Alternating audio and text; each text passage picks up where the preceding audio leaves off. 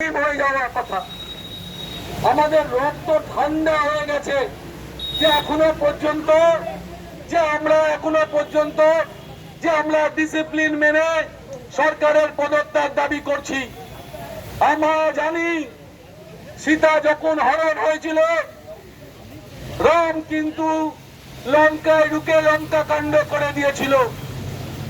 আজকে দ্রৌপদী যখন বস্ত্র হরণ হয়েছিল, পৃথিবীতে একটা জ্বলন্ত আন্দোলনের একটা আমাদের প্রমাণ আমরা পাই। কিন্তু এক্ষেত্রে একের পর এক ধর্ষণ কাণ্ড বাংলার বুকে হচ্ছে। আমরা দেখেছিলাম বামফ্রন্টের সময় অনিতা দেওয়ান, হয়তো বামফ্রন্ট সরকার চলে গেছে, নতুন সরকার আমরা নিয়ে এসেছিলাম 2011 সালে। আমরা ভেবেছিলাম কিছু হয়তো পরিবর্তন হবে, নারীদের নিরাপত্তা বাড়বে। আমরা দেখেছিলাম তখনই মমতা বন্দ্যোপাধ্যায় যেভাবে সরকার পরিচালনা করছিলেন, সেই সময় সরকার থেকে আমরা বেরিয়ে এসেছিলাম। আমরা দেখেছিলাম তারপরে 5 সিটের মধ্যে দাঁড়িয়ে একটা কলকাতার বুকে ধর্ষণ কাণ্ড দেখেছি।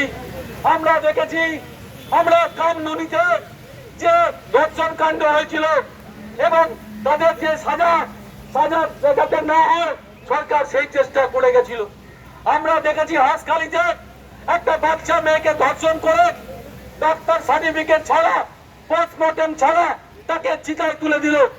আমরা দেখেছি কালিয়াগঞ্জে যেভাবে একজন আদিবাসী মেয়েকে ধর্ষণ করে তাকে হত্যা করে জঙ্গলের মধ্যে ফেলে দেওয়া হয়েছে।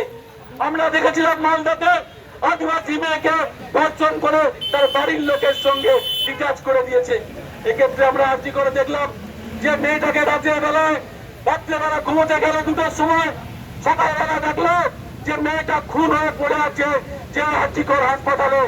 তাদের বাড়ির লোককে পুলিশ বলে পাঠালো, আপনারা বাড়ি তাড়াতাড়ি আসুন, আপনার মেয়ে সুইসাইড করেছে। তার বাড়িতে বাবা যখন দৌড়ে এলো, তখন দেখলো তার মেয়ে পোস্টমর্টম চলছে। কার নির্দেশে, কার সইতে, কার অঙ্গুলি এলোনে সকাল সকাল এত তাড়াতাড়ি তথ্য গোপন করে পোস্টমর্টমে পাঠিয়ে দেওয়া হলো।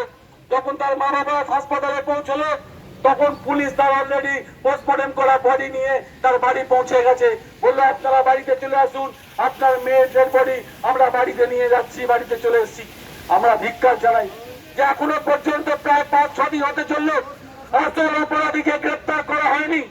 পোস্টমর্টম রিপোর্টে দেখা গেল একজন নয়, একাধিক ব্যক্তি তাকে ধর্ষণ করেছে। পোস্টমর্টম রিপোর্টে দেখা গেল, আমাদের ফরেন্সিকে দেখা গেল যে একাধিক লোকের তো উপস্থিতি প্রমাণ পাওয়া গেছে। তা সত্ত্বেও পুলিশ এখনো পর্যন্ত গোপন করেছিল। কালকে হাইকোর্টে মামলা হয়েছে, হাইকোর্টে রায় দিয়েছে সিবিআই তদন্তে। আমরা বলেছিলাম যে আমরা প্রথম দিন আন্দোলন করে আমরা সিবিআই দাবি করেছিলাম, সেই সিবিআই দাবি গতকাল হাইকোর্ট পূরণ করেছে। তাই আজকে আমাদের 14ই আগস্ট আমরা আগামীকাল ভারতবর্ষের স্বাধীনতা দিবস পালন করব। আমরা যে পশ্চিম বাংলা থেকে স্বাধীনতা আন্দোলনের ঢেউ উঠেছিল, যে মাতঙ্গিনী হাজরা মহিলা নেত্রী যার ছোটবে ইংরেজের গুলি বুকে দিয়ে মাতঙ্গিনী হাজরা প্রাণ দিয়েছিল, আজকে সেই দিন মেয়েদেরকে নারী নিরাপত্তার দাবিতে আমরা স্বাধীন ভারতে আমরা আন্দোলন করার জন্য আমরা কলকাতার বুকে আমরা মিছিল করতে হচ্ছে। আমরা ধিক্কার জানাই মমতা বন্দ্যোপাধ্যায়কে, আমরা ধিক্কার জানাই মমতা বন্দ্যোপাধ্যায়ের সরকারকে, যে সরকার নারীদের নিরাপত্তা দিতে ব্যর্থ হয়েছে। শুধু ব্যর্থ নয়, যারা কালপিট তাদেরকে আড়াল করার চেষ্টা করা হচ্ছে, যারা কালপিট তাদেরকে আড়াল করার চেষ্টা হচ্ছে। আমরা তার জন্য রাস্তায় নেমেছি। আমরা ধিক্কার জানাই মমতা বন্দ্যোপাধ্যায় পুলিশ কাকে লোকাচ্ছে, কাকে গোপন করছে। আমাদের মধ্যে এখানে অনেক বক্তা আছেন, আমাদের তারা নেই। আস্তে আস্তে করে আমাদের সমস্ত বক্তা তাদের মনে যে ক্ষোভ, তাদের বাড়িতে মা বোনরা আছে, তাদের বাড়িতে মেয়ে আছে। এইটা আমাদের শৌকতদা, তার মেয়েও ডাক্তার, বাঙুর ইনস্টিটিউট বাঙুরে এমার্জেন্সিতে কাজ করে, আমাদের শৌকত আলী সিদ্দিকীর মেয়ে। আমরা ধিক্কার জানাই, মেয়েকে কি করে পাঠাবে হাসপাতালে? তার নিরাপত্তা কে দেবে? তার নিরাপত্তা কোথায় দেবে? কোন পুলিশ দেবে? কোন পুলিশ অফিসার দেবে? আমাদের এখানে অনেকে আছে, তাদের ছেলে মেয়েরা বাইরে কাজ করে, তাদের নিরাপত্তার কথা চিন্তা করে আমরা আজকে দক্ষিণ কলকাতা জেলা কংগ্রেসের পক্ষ থেকে আমরা আজকে যে 14ই আগস্ট প্রতীকী আমরা মিছিল করলাম। এরপরে বক্তব্য রাখবেন আমাদের প্রদেশ কংগ্রেসের নেতা জাহিদ হোসেন